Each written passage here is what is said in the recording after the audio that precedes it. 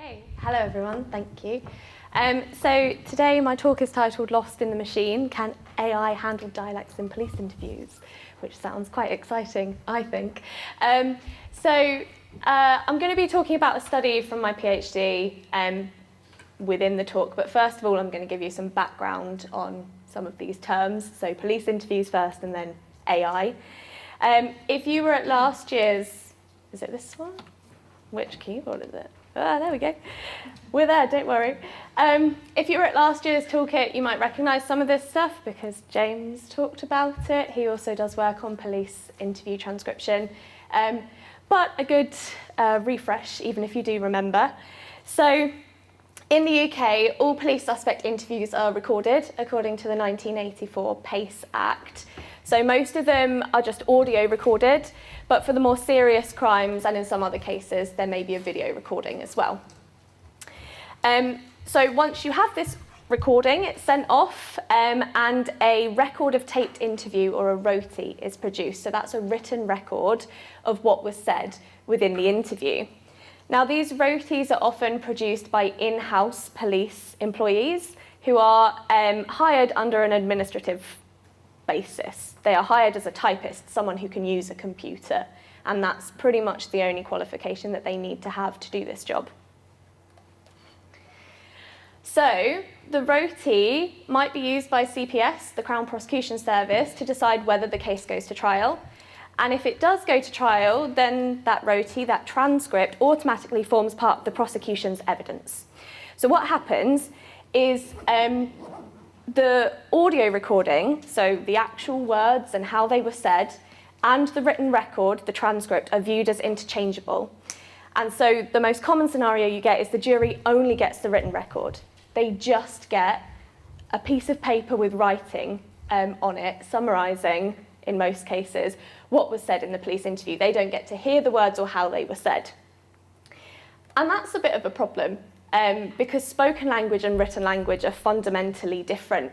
So if you think about what we have in spoken language, we have intonation, so pitch variations, we have different pronunciations, pauses, we can show our emotions through the way that we speak. None of that stuff can really be shown in writing. We can use punctuation or spelling or layout to try to represent it, but they're not a direct copy, they're not the same thing. And this has been proven in the way that people actually view speakers. So this is, I believe, what James talked about last year. But if you give a group of people the audio recording and you give another group the transcript, they have completely different perceptions of the speaker within that recording. So they find them more guilty in some cases or more anxious sounding. I can't remember which way round it was, but if they only read the transcript, they have like a completely different view of that person. So the use of transcripts instead of the audio recording is exacerbated by the fact that ROTIs are often just a summary of the interview with some parts transcribed in full, so some bits are transcribed word for word. Now ROTI clerks, as I mentioned earlier, they're admin staff, they have no legal training, and yet they're expected to know which parts of the interview and which parts of what the interviewee said are evidentially salient. So they have these things called points to prove, which you have for each crime. The issue with summarising, at the kind of crux of it, is that a summary is a person's interpretation of what was said. It's not the actual words, it's that person's idea of what was said. And the language that's used within summaries can create different impressions of speakers, for example, through the use of reporting verbs. So I've got a little exercise for you to do, just 1 or 2 minutes talking to the people on your table. I've got a sentence here: the suspect somethinged that he was at the house on Saturday evening. And I want you to put each of these 4 verbs, state, clarify, imply, and admit, into the sentence, and have a think about how you're perceiving that speaker. Do they sound more guilty one way? Like, what are the connotations of using those different verbs? So I'll give you 2 minutes to discuss amongst yourselves, and then we can have a little chat about it.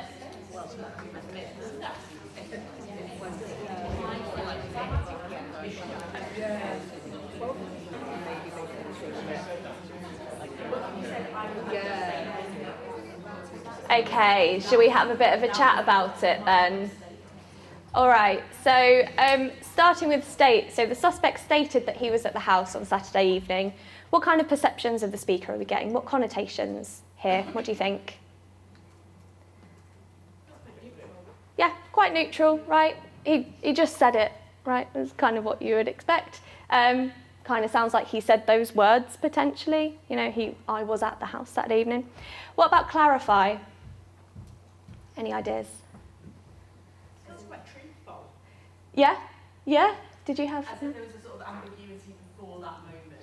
Yeah. And a kind of an ambiguity, an unclarity before that moment. Exactly. Yeah, so maybe he's repeated himself because he said something different before, who knows. What about imply? So the suspect implied that he was at the house on Saturday evening. Yes? It just feels like that you just can't, that shouldn't be anywhere. Yeah. It's entirely the receiver Mm-hmm. has made that judgment. Yeah, it really highlights how this kind of summarising puts it into the transcriber's words, doesn't it? So imply kind of implies that he didn't say those words himself. I'm assigning gender here. Yeah, I just realised. I'm very sorry. He or she or they. Okay, the final one, admit. So the suspect admitted that he was, because I put he in there, because he was at the house on Saturday evening. What kind of connotations do we get from admit? Yeah, right? And so we've changed one word here. We've made one choice about the reporting verb that we use, but we have completely different perceptions of the speaker. Which just goes to show that language has a real significant impact on how we're, what our attitudes are towards certain speakers, which is why transcription and their use in the criminal justice system is such a important and scary thing.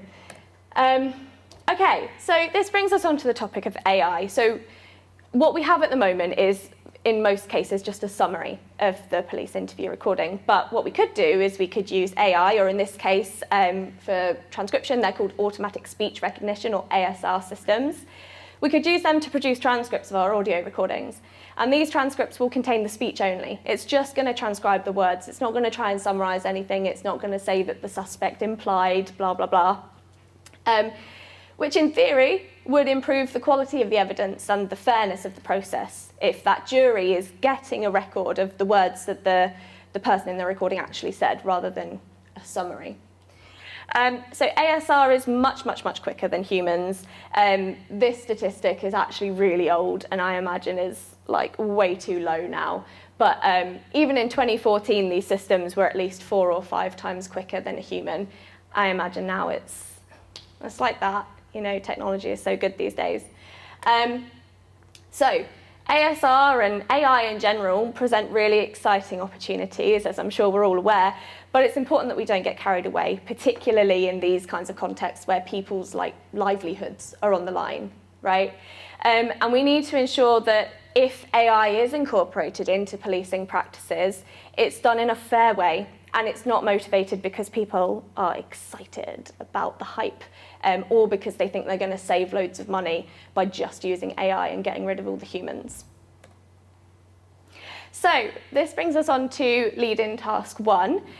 So what I'm going to do is I'm going to show you a video on the next slide. It's 1 minute and 30 seconds long. I want you to have a think about these questions. So why does the lift not work for these men in the video? Why do they try to do an American accent first and then an English accent? And then just a bit of personal reflection. Have you ever struggled to be understood by ASR systems? So all of the voice assistants, Siri, Alexa, that's all ASR technology. Have you ever struggled with it? What was your... Okay, I can't wait for that discussion. And what was your experience like there? So here is the video. Hopefully our sound works. We did just test it.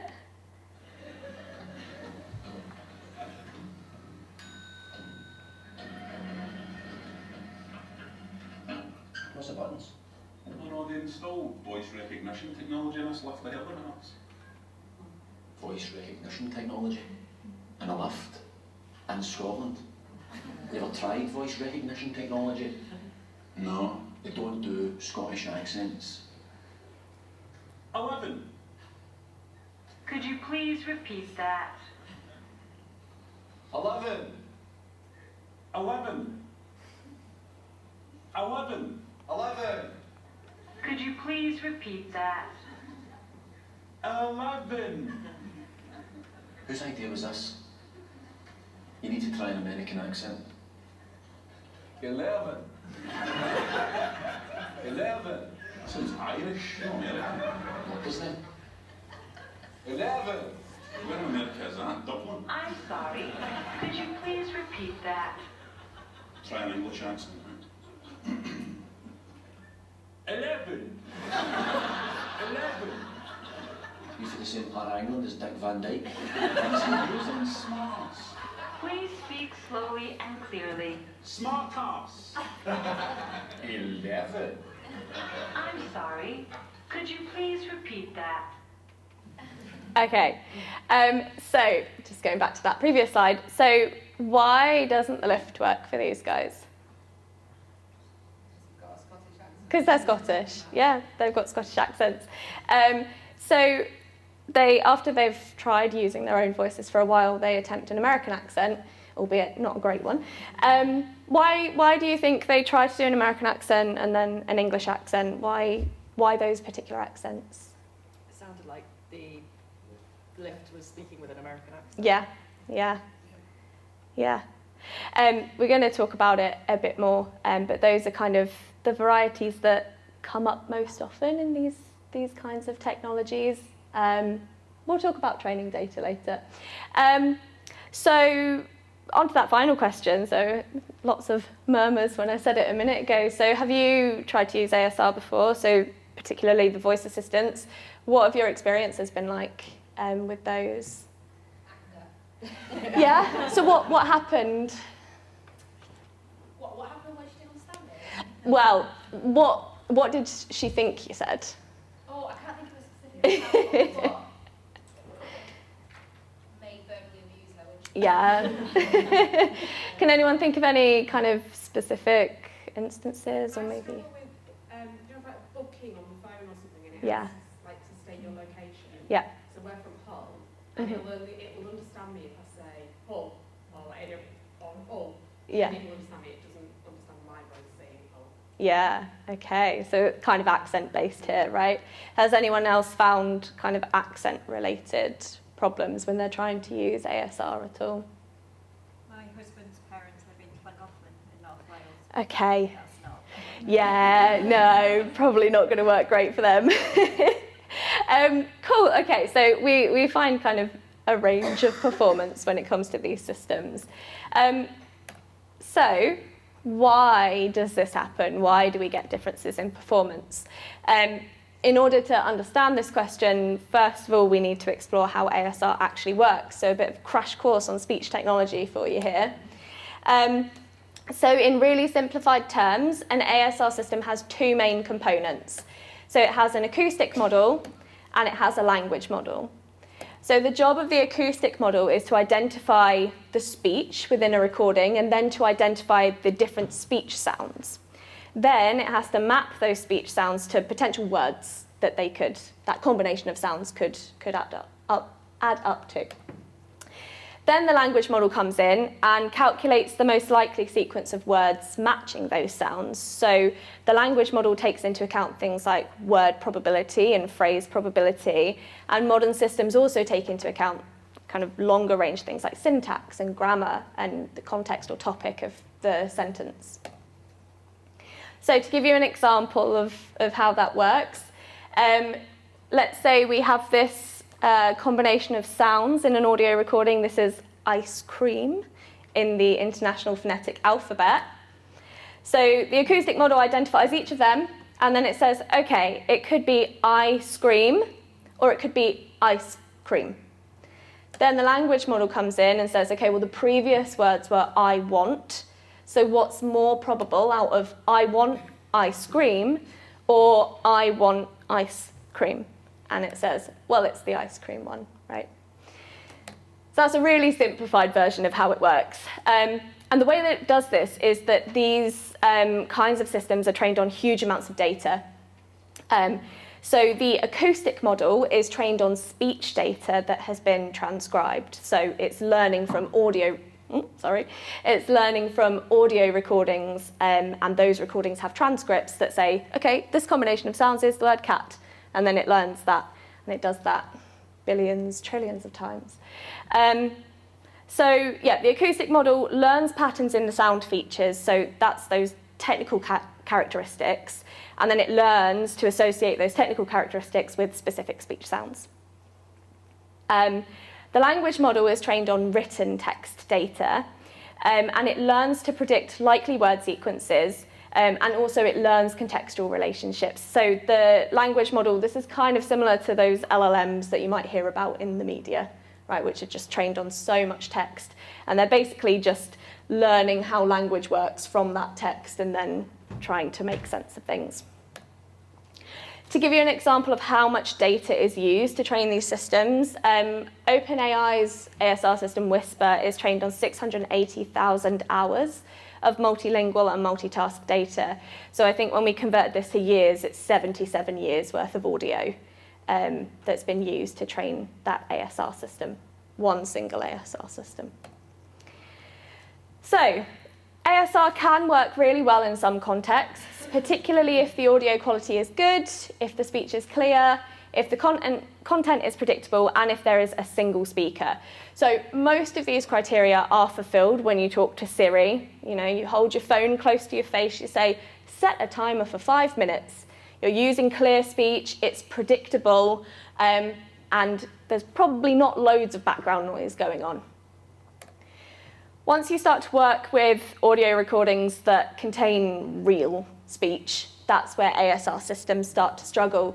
So if the speech is spontaneous and unpredictable, that language model is really going to have a hard time making sense of the words if someone has stopped mid-sentence, for example.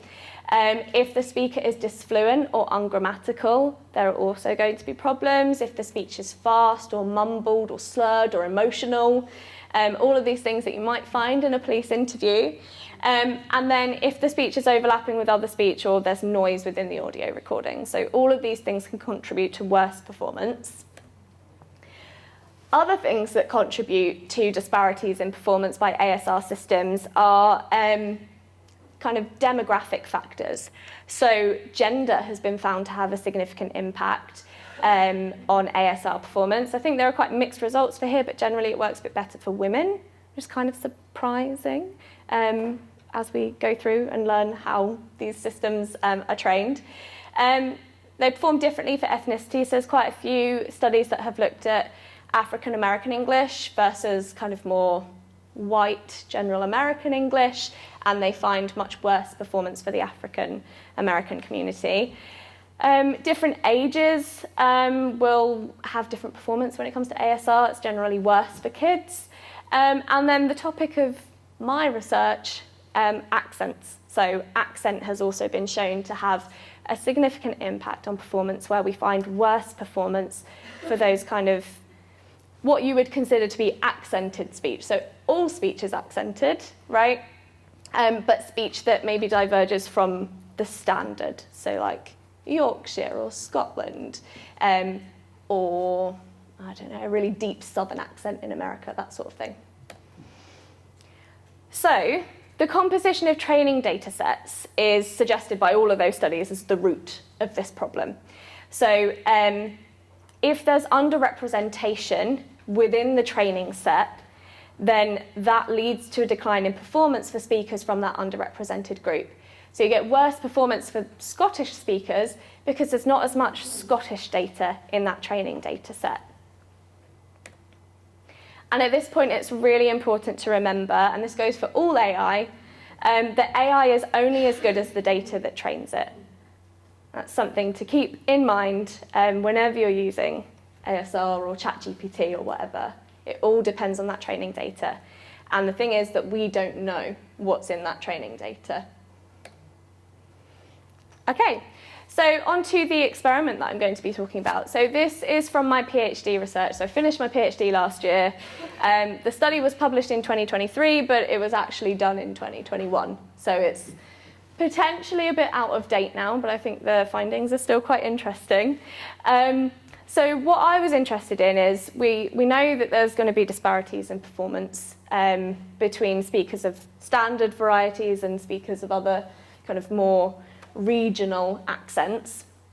So I was interested in the phonetic motivations behind those transcription errors, because most of the studies just report the overall performance. They say there's a significant difference between this group and this group, but they don't go into the detail of, well, why does it perform worse for one particular group over another? So yeah, this is the paper. So I went into it with three kind of main research questions. So first of all, how does regional accent affect the performance of different ASR systems? Then what types of errors are produced by the ASR systems, and what are the implications of these errors? And finally, bringing it back to the police interview context, to what extent could ASR systems produce a viable first draft that could then be corrected by a human for use as that kind of roti, as that written record of the interview?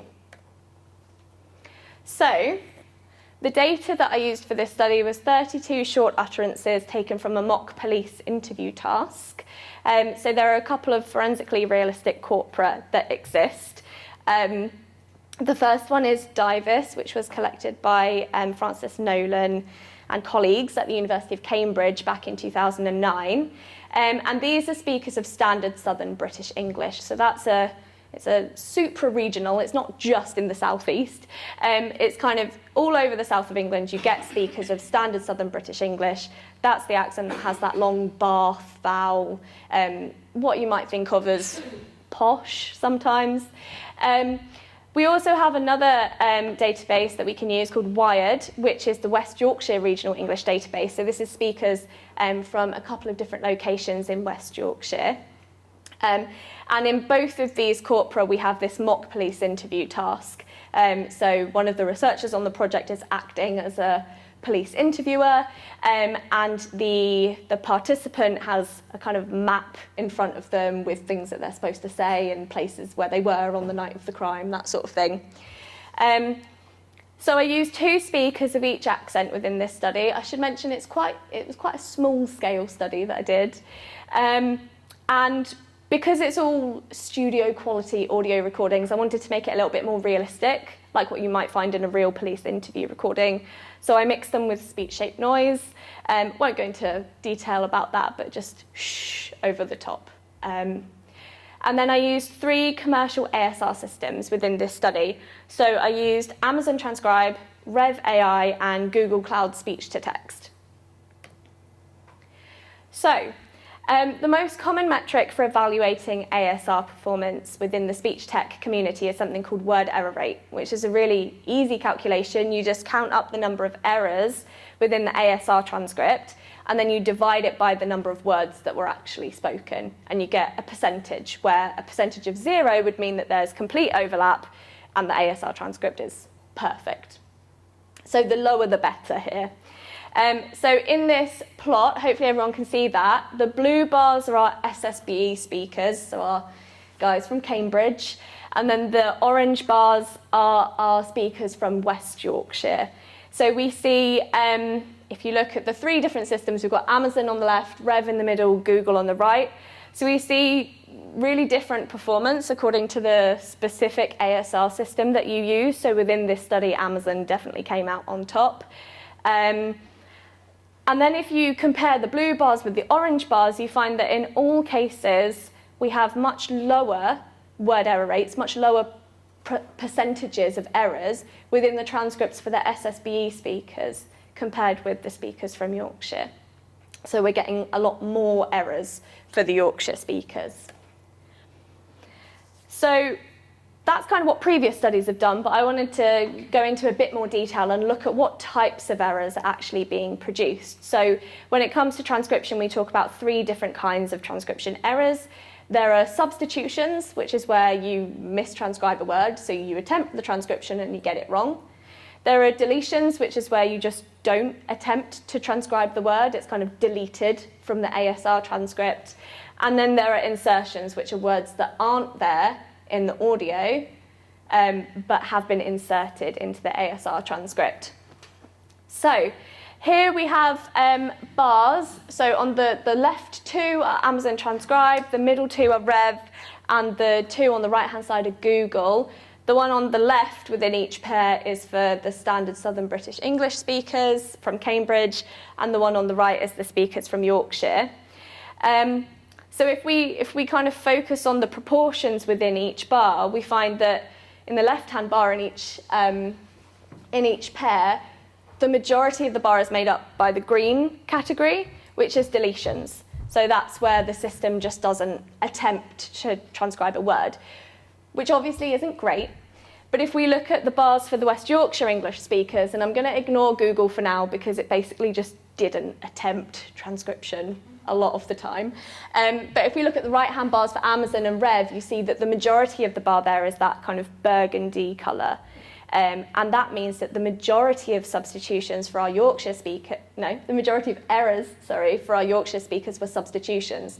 So that the ASR system tries to transcribe the word, but it gets it wrong. And if you think about kind of what the effects of that could be in a forensic context, if you don't include it in a transcript, not great, but whatever. If you include the wrong thing in the transcript, you could be turning something completely innocuous into something incriminating, right? So it's really important that the words are correct. When we delve into it in a bit more detail, we find that in most cases, over half of the substitutions for the Yorkshire speakers involve content words. So these are words that carry meaning within the sentence, and the ASR systems are getting them wrong. So bringing it to the linguistic side of things. So as I mentioned earlier, I was really interested in the phonetic motivations behind these errors. So why are they happening? What is it about the pronunciation that makes it challenging? And so we have to consider what's different between standard Southern British English and West Yorkshire English. So there are lots of differences, but there are some really key vowel differences. So classic north-south divide is Bath versus Bath. And another one is strut versus strupt. I hope that wasn't too bad. And then we also have a couple of other vowels which are realised differently by our speakers within the particular varieties of West Yorkshire English in my study. I hope I don't butcher these, but we have some diphthongs, so that's where a vowel has multiple kind of targets throughout its duration. So we have face, a, which is how you'd say it in SSBE. The speakers in West Yorkshire say it as a monophthong with a steady state throughout, so face, rather than face. Does that make sense to everyone? Yep.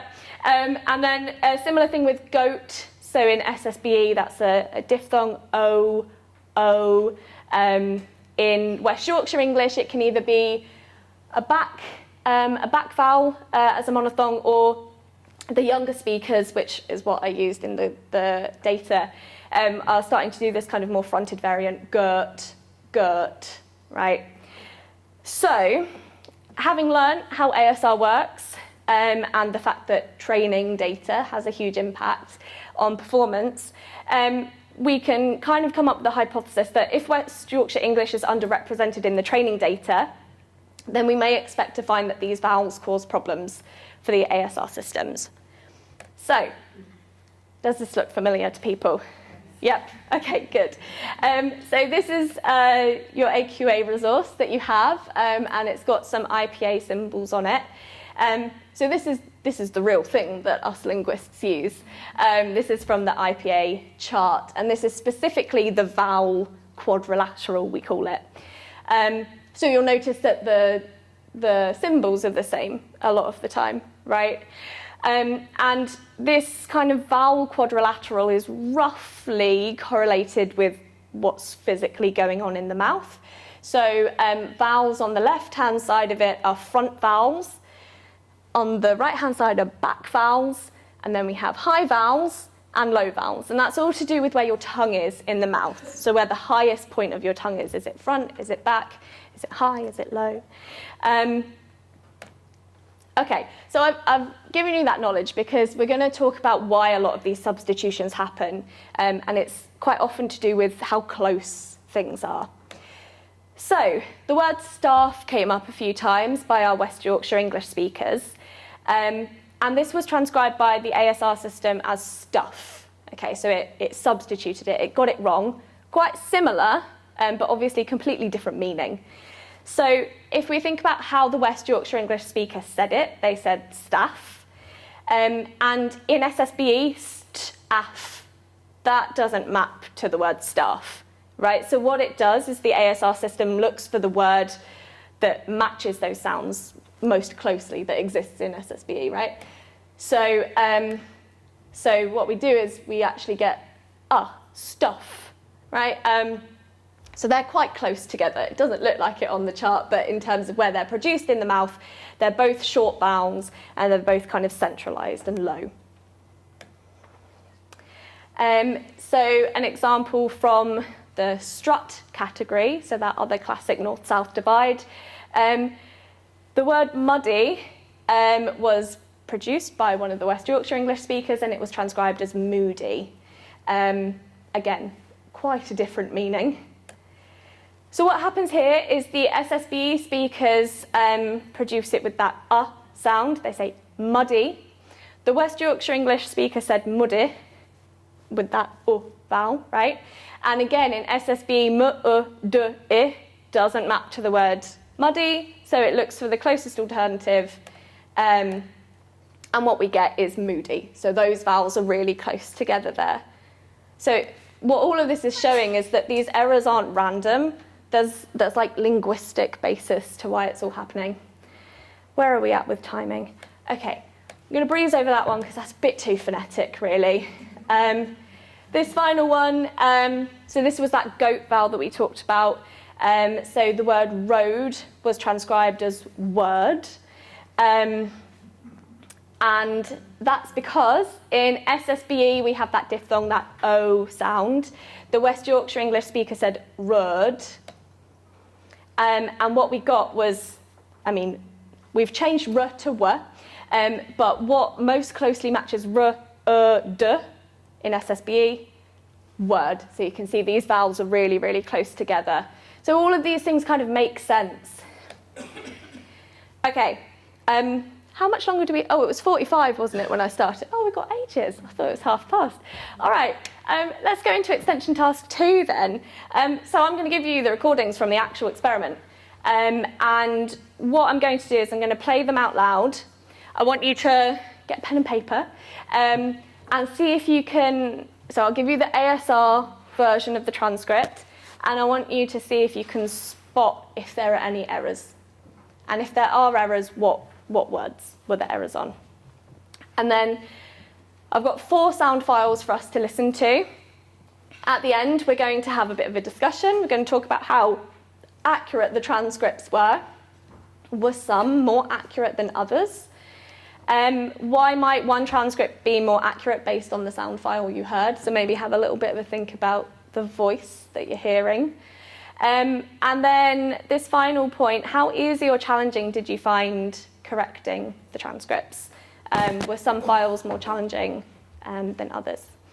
So, on to the first one. So let me play this recording for you. I'll play it a couple of times. I hope this works. It would probably be a bit easier if you had your own laptops and your own headphones, but we'll give it a go. Hopefully it's loud enough. I'll play it a few times though. So this is the ASR transcript. What I want you to do is see if you can spot if there are any errors. Yeah, I may have seen him around, but I couldn't put a name to a face. So I'll play it a few times. Yeah, I may have seen him around, but I couldn't put a name to a face. Yeah, I may have seen him around, but I couldn't put a name to a face. One more. Yeah, I may have seen him around, but I couldn't put a name to a face. Okay, are there any errors in this transcript? Oh. What does people think? Yeah, everyone's in agreement? Cool. Yeah, there we go. Ta-da! So only one error here, right? Her face being transcribed as a face. Did you notice anything about the speaker? Where did they sound like they were from? Southern, yeah, that's one of our Cambridge speakers. Okay, so the next one. Oh no, they hire a lot of newcomers. It's bitter, cut and chop with stuff. Oh no, they hire a lot of newcomers. It's bitter, cut and chop with stuff. Oh no, they hire a lot of newcomers. It's bitter, cut and chop with stuff. I'll do it once more. Oh no, they hire a lot of newcomers. It's bitter, cut and chop with stuff. Okay. Are there any errors in this transcript? Just a couple. All right, does anyone want to point out an error to me? Is it higher than Yes. Yeah, I'm trying to remember where it is. Yeah? Did other people notice that one? Yeah? Any other errors that were noticed? Yeah? What's that, sorry?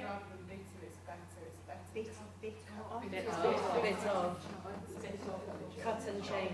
Chop and chop and stuff. This is a really hard task, and people think, pardon? Yes, okay, right, so let's go through it. So let's just go through it from the beginning. Oh no, is that right? Oh yeah. Oh yeah, what else do people think it was? Okay, we'll come back to that. There are a lot, they hire a lot of newcomers, was that right? Yeah. It's bitter cutting chocolate stuff. What do people think that was? Yes. It's a bit of cut and chop with, but you've got the width and staff. Yeah, And it's yeah. Is that dialect term as well as just the phonetic? Yeah, that's a Yorkshire thing. Yeah. Where would that phrase cut and chop Yeah. exist in the model? Cool. Did you want to say something? No? Great. Let's look at it then. I think you made a mistake because it's not a phrase you hear very often. It's not even Yeah. bit and chop. So I'm saying cut and chop. Cut and chop is so. Yeah. I've never heard that phrase. Yeah. So this is the transcript that I've produced. So at the beginning, if you listen again, Oh no, they hire a lot of. it's kind of cut off a bit. Bitter, cut and chop with stuff. I'll play it again. Oh no, they hire a lot of newcomers. It's bitter, cut and chop with stuff. I don't know. That's what he said.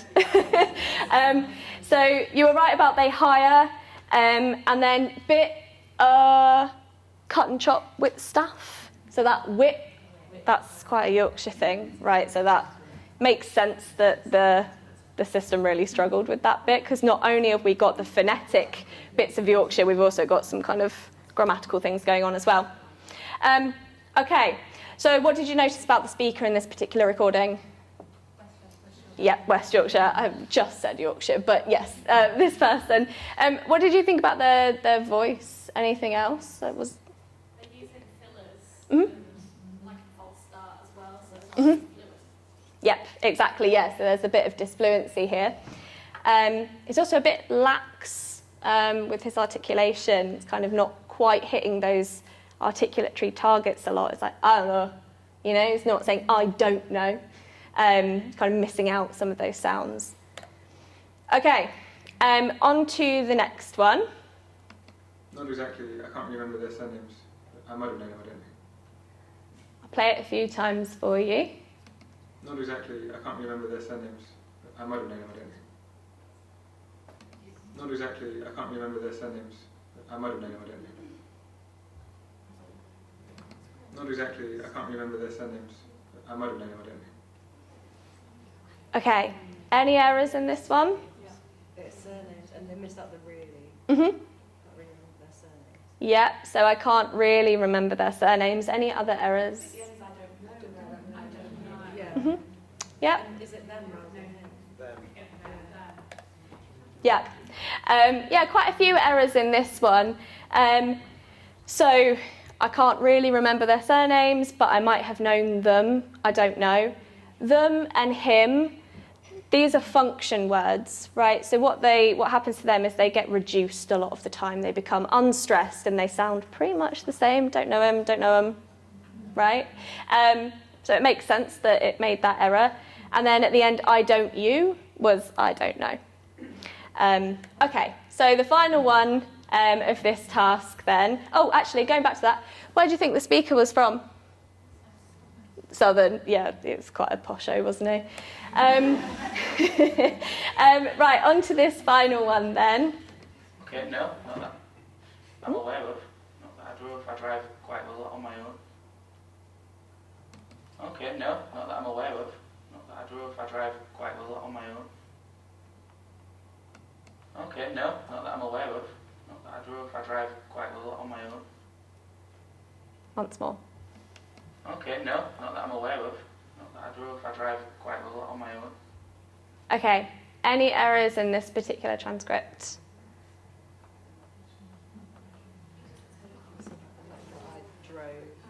Yeah.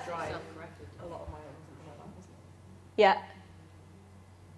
What did other people think? Was this one a bit harder? Quite a lot on my own. Mm-hmm. Not that I drive, not that I drove, rather than I drove. Yeah. Quite a few errors here. Bit harder to spot though, aren't they? So instead of I drew if, it's not that I drove. And then instead of well, it's a lot. So a couple of errors here. What did you notice about the speaker in this particular recording? Where do you think they were from? Yorkshire. Yeah, they're one of our West Yorkshire English speakers. Bit less strong than our first West Yorkshire English speaker that we came across. So this is all of them put together. And I had some questions in the extension task that I can't actually remember what they are off the top of my head. So I'm just gonna go back a few slides. Okay, there we go. So we're going to consider how accurate were the transcripts. So we've kind of done that task already. So now that we've done all of that, we want to consider why might one transcript be more accurate based on the sound file you heard. And then this final point is something that I'm really interested in at the moment, which is how easy did you find it to correct those transcripts? And were some files harder than the others? So let me go back to that table where we've got everything in one go. So there's definitely some transcripts that are more accurate than others, right? I think something to consider as well is what types of errors are we seeing. So this top one is pretty perfect, apart from that substitution of her for a face. Because I'm talking about it in forensic context, we're really interested in all of the errors that happen and kind of what the implications of those errors are. So even in that first one, which is pretty much perfect, you've got I can't put a name to her face versus what the ASR transcript. Is that the wrong way round? No, that is. No, it should be the other way around. Many apologies, everyone. But you've got that switching that out, and that does kind of change the meaning, right? Because if this was in a police interview context, could be, sorry, that should be the other side. So this person is just talking about couldn't put a name to a face, right? If the ASR transcript said couldn't put a name to her face, then, there could be implications that this person is talking about a woman, and then that might kind of skew the investigation, that sort of thing. Okay, so we see kind of different levels of performance. So this one here, this second one, what would you say about the performance there? Is that kind of good enough to be used for a police interview transcript, do you think? I'm glad everyone's shaking their head. So that one's really rubbish. A lot of it is orange, as you can see here. But we also get a lot of changes in meaning from what was actually said. I'm realising that this should say reference transcript and this should say ASR transcript. So I'm going to switch them in the slides before they go online. But yeah, we get a lot of changes in meaning. So, oh no, I don't know. They mean different things, right? And then we've got this complete change of higher, so that's a content word that carries meaning, and that's being completely misconstrued in the ASR transcript. And then this final bit, the bitter cutting chocolate stuff, it just kind of makes no sense, right? Especially in the context of what's being said. The errors in the next one, there are quite a few, but can you see any kind of differences in the severity of the implications of the errors between those two transcripts. I think I can't really remember. Carries quite different meanings, so I can't remember, which is much more direct. I can't really remember. Almost seems like if pushed, perhaps you could have remembered. Yeah, potentially. And not knowing someone's name and not knowing their surname is kind of really different. Yeah, so there's still quite a few errors here that if you had them in a police interview transcript, that really wouldn't be ideal because we're getting changes of meaning. We can see that for the standard Southern British English speaker here, it's mostly function words that are kind of involved in these substitutions, so the really and them. And then surnames and names, they're very similar phonetically and also kind of in meaning. They're quite similar as well. So there's quite a big jump from cut and chop with staff to bitter cutting chocolate stuff, right? There's quite a big jump in meaning there. The jump from names to surnames is obviously a little bit less extreme. Yes. I think potentially that them and him is really Yeah. Yeah. That could really make It really could, couldn't it? And those are the errors that I think are the really interesting ones, because people probably aren't going to spot them a lot of the time because they do sound really similar, and unless you've got the rest of the context and unless you're paying a lot of attention, you might not pick up the difference between I don't know him and I don't know him, right? Okay, so just in terms of spotting the errors, did you find any of them quite tricky to pick up? I think you all did a really good job, actually. But did you find some a bit easier than others? I had to look away from some of them, because I think reading what was there was influencing what I was hearing. Yep. Whereas when I looked away, I was like, oh, no, it's not bitter chocolate. Why Yeah. would it be bitter chocolate? Yeah, and that's one of the things that that I was thinking about in the study. So bringing it back just for the last couple of minutes. So what you've just described is a psychological process called priming. Have people heard of priming before? Yeah, so it's kind of where you expose someone to a stimulus and that affects the way that they perceive something. So if I show you a transcript on screen and you're not paying loads of attention, you might just hear the words on screen because that's what you're expecting to hear. So one of the ways I was framing this study was thinking about it from the police interview context. So if we get this ASR system to produce a transcript, then we get a human to correct it. Ta-da, we've got the output, it's great, right? But the question is, how good are humans actually going to be at kind of picking up those errors? Because it all depends on how similar it sounds or how much sense it makes, right? So what I found in the study was that many of the errors, especially for the West Yorkshire English speakers, as we saw in that task, were so nonsensical that in theory they should be really easy to spot within a transcript, right? So, for example, one of the speakers said a really big yew tree, and it was transcribed as a really big utility, which just makes no sense in context. The muddy example that I talked about earlier was in the sentence, when it rains, it gets very muddy, which was transcribed as when it rains, it gets very moody, which on reflection kind of could make sense, but it's definitely not what the person was going for. But then there are other errors within the transcripts, and I haven't really mentioned those kind of function word substitutions, him and them here, because I think those are the really worrying ones where you might not pick them up and they can have a really significant impact on meaning. But it is worth mentioning that there were quite a few errors throughout the ASR transcripts in the experiment, particularly those involving function words, so those really small things like is, it's, he, she, and, that sort of thing. That would likely be harder to spot, but probably wouldn't really change anything in the meaning. So to give you an example, the speaker said, go in, get my drinks, and it was transcribed as go and get my drinks, which same kind of connotations. They went inside the pub, got the drinks, and probably came back outside again, sort of thing. And another example, that's quite hard to see, it's quite hard to see. Probably not going to have a huge impact on the meaning there. So that work was all carried out in 2021, and we're quite a few years on, so I've done quite a bit of research since then. And what I've been doing recently is exploring in more detail the types of errors that ASR systems produce. So I kind of started it with my PhD, and now using more modern systems, and really thinking about how many of those errors have an impact on the meaning and how many of them would probably be fine to be left as they are. And then also thinking about it from the perspective of, are those errors likely to be picked up by a human? So I've recently been using OpenAI's Whisper, so that's their ASR system. It's generally thought of as like the best on the market at the moment. And we've been testing it on Bradford English, so a variety of West Yorkshire English. Generally, performance is pretty good.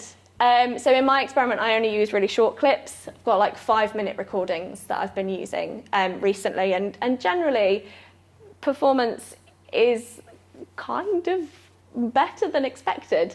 But there are still accent-related errors in the ASR transcript. So this is an utterance from one of the speakers where he says, "Go to GG's, get a cone of nuggets, sit in park."